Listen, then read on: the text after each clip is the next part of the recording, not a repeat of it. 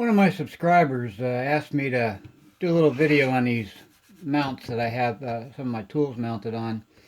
And I try to accommodate my subscribers as best as possible, so here we go. Uh, no matter whose tools you have, no matter what manufacturer, they almost always have these mounts at the bottom here, a way to bolt the tool to your workbench. Now, if you've got a lot of tools, that doesn't work out so well because you don't have that much workbench space left after you've bolted all these tools down to it. So, excuse me. I've seen a lot of different mechanisms for mounting these tools. Some of them are really cool. I've seen guys with these modular workbenches where they can take a section of their workbench out and put another section in that has a tool mounted to it. I've also seen, something as simple as just some quick release mechanisms that they can put a tool on and pop a tool on and off real quick. This is the way that I went about it. Like I said, there's a lot of different ways to do it. This is just my way of doing it. Now, full disclosure here, I am not by any stretch of the imagination a master woodworker. I have a drill and I have a circular saw, and I know how to use them. So that's someone who's better with woodworking than I probably come up with much better results. But this is what I did. First off, I needed a base, and what I did, excuse me, I went out and bought some pine, 1 inch by 8 inch by 6 foot piece of pine. Now they sell this in various grades. The cheap stuff you can get for a few bucks, but it has knot holes in it, and knot holes don't drill well when you need to mount something on there, like you're going to drill out a screw hole or something. Knot holes don't work out so well. So I paid like 10 or 15 bucks and got a nice piece of 1x8 pine from my bases. And then, like I said, one piece of 1x8 by 6 foot, and I had enough pine to mount all my tools. I've got, five tools, I think, mounted at this point.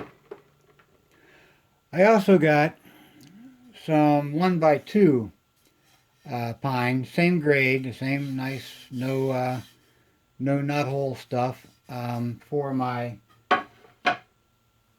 accessory mounts. What I did basically is I measured the tool and determined how long a piece I needed, and I cut a piece like that. Then what I do is I take some sandpaper. I got a sanding block. Always use a sanding block when you sand. If you try to just use your hand with a piece of sandpaper, you'll end up with grooves and an uneven sanding, uneven surface. So always use a sanding block when you sand. I started out with 80 grit sandpaper, went over the whole thing, and I put a nice little radius on these on the edges here. These were sharp 90-degree edges, but I went over them and just kind of put a 90-degree or a radiused edge on all the edges here on the top. Then I went over the whole thing again with 220 grit. I'm sorry, with 150 grit, and then I went over the third time with 220 grit. And each the 80 grit is good for shaping, and the higher the grit value, the finer the sandpaper, and it gives it smoother and smoother surface. So I went over it 3 times, so with different grits of sandpaper. Now, I went to Home Depot and picked up these little rubber feet for a few bucks. You can get 4 rubber feet, and mounted them on there. And then I mounted the tool, whether it was one of these lathe style tools like my Camelot case trimmer, or the neck turn tool. I have a concentricity gauge, a neck wall thickness gauge. They all use the same frame here, so I mounted the frame to it. For the accessories, I determined how many different accessories were available for the whatever tool it was that I was mounting, and I spaced out how far each hole had to be so that I could fit all of those tools into a little 1x2 piece of pine here. And I cut out that section. I used some wood glue to glue it to the top of the base. And then I drilled out holes and threaded the holes so that I could thread my my little tools into the holes here. A little tip when you're threading wood like this: drill the hole, then thread it. Whether you use a tap and die or you use the actual device itself to get to thread it.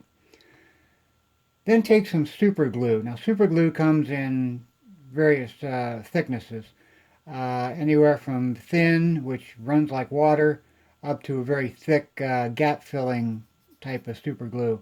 What you want is the thin stuff, the stuff that runs like water. And you thread your hole, and then you put a drop of thin super glue down in there. And what that'll do is kind of soak into the wood in those threads, and it'll make those threads rock hard. Otherwise, the threads will strip very easy. So whenever you're threading wood like that, use a little drop of thin super glue to harden them up. Now, one of the things I'm going to do, and if I ever do this over again, is I'm going to drill these holes out. The whole drilling a hole, and threading it idea didn't work out as well for me. I ended up with things like this here, where it chipped real bad on the edges here, and just didn't come out as well as I had hoped. So what I'm going to do at some point is I'm going to drill those holes out so that the device will just slide in and out without having to thread it. And then maybe take an 832 nut and glue it over the hole, so then I can screw the device, or the tool itself, into the nut, and then the hole below then would allow it to sink down in there as far as I want it to thread it. So you might want to consider that instead of trying to thread the holes for the tools themselves. Just drill the hole out and either just sit them in there, or glue a nut to the top. I also stained them before I put all the device and the tools on there. I used Minwax Pecan satin stain. Now this is the Polyshade stuff, where it says it's stain and polyurethane in one step, although I found that the stain was fine, but the polyurethane was kind of splotchy, and it may have just been me doing it wrong. Like I said, I'm not a master at woodworking or anything. So what I did is I got some semi-gloss polyurethane and went over it again, and got rid of that splotchiness. At any rate, that's all I did. Cut out some wood and mounted my tools to it. One of the things I can do then when I'm using the tools is I can hold on to it, or I have this lip here at the front of my workbench here. I can just kind of hold it against that lip and use the tool, and it keeps it nice and solid for me. So that's really all there is to it. That's all for this video. I hope you liked it. If so, please click the like button. Maybe even subscribe to my channel. Thanks for watching, and happy reloading.